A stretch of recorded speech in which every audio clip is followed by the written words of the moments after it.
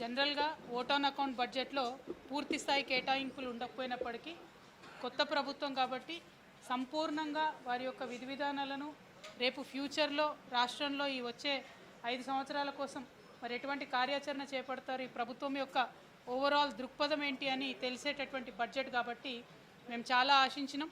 వారు పెట్టినటువంటి అనేక మేనిఫెస్టోల్లో ఉన్నటువంటి అంశాలన్నీ కూడా మరి ఇవాళ చెప్తారేమో.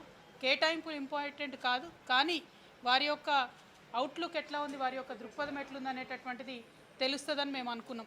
ఉదాహరణకు చెప్పాలంటే మైనార్టీ సంక్షేమం విషయంలో బోలెడని మాటలు ఇదివరకు వాళ్ళు మాట్లాడడం జరిగింది. ఇమాంలు మౌజాన్లకు 10,000 ఇస్తాం, 12,000 ఇస్తామని చెప్పడం జరిగింది. సపరేట్గా పిల్లల కోసం తౌఫే తాలీం అనే కార్యక్రమాలు పెడతామని మేనిఫెస్టోలో చెప్పడం జరిగింది. కానీ వాళ్ళ మొత్తం మైనార్టీ సంక్షేమం కేవలం ఒక పారాగ్రాఫ్లో క్లోజ్ చేసేసి 2,000 కోట్ల రూపాయలు ఇస్తున్నామని చెప్పడం జరిగింది. అట్లా ఏదైనా కూడా మీదనే చెప్పిండ్రు తప్పితే సంపూర్ణంగా ఏదైతే ఎన్నికల ప్రచార సందర్భంగా మైక్రో లెవెల్ అంశాలు చెప్పిండ్రో వాటిని వేటిని కూడా బడ్జెట్లో పెట్టకపోవడం అన్నది ఈ ప్రభుత్వానికి చిత్తశుద్ధి లేదనేటటువంటి విషయాన్ని తెలియజేస్తూ ఉన్నది.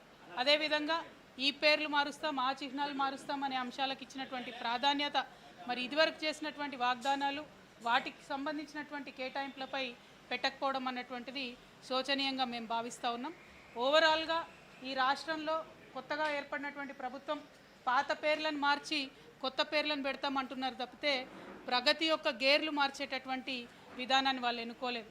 అంటే it is just a name changing government, not a game changing government అని ఈ బడ్జెట్ చూస్తుంటే అర్థమవుతా ఉన్నది.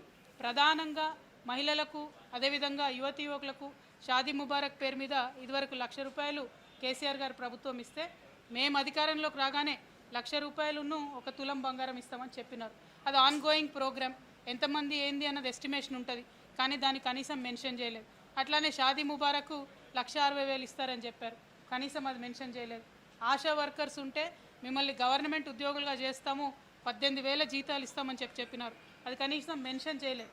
కేటాయింపు చేయకపోయినా ఒక ప్రభుత్వం యొక్క కమిట్మెంట్ను, చిత్తశుద్ధిని చెప్పేటటువంటి ఒక డాక్యుమెంట్గా బడ్జెట్ని చూస్తాం. కాబట్టి మరి ఆ యొక్క ఈ బడ్జెట్ డాక్యుమెంట్లో ప్రభుత్వం యొక్క ఆ కమిట్మెంట్ లోపించిందని చెప్పి నేను భావిస్తూ ఉన్నాను.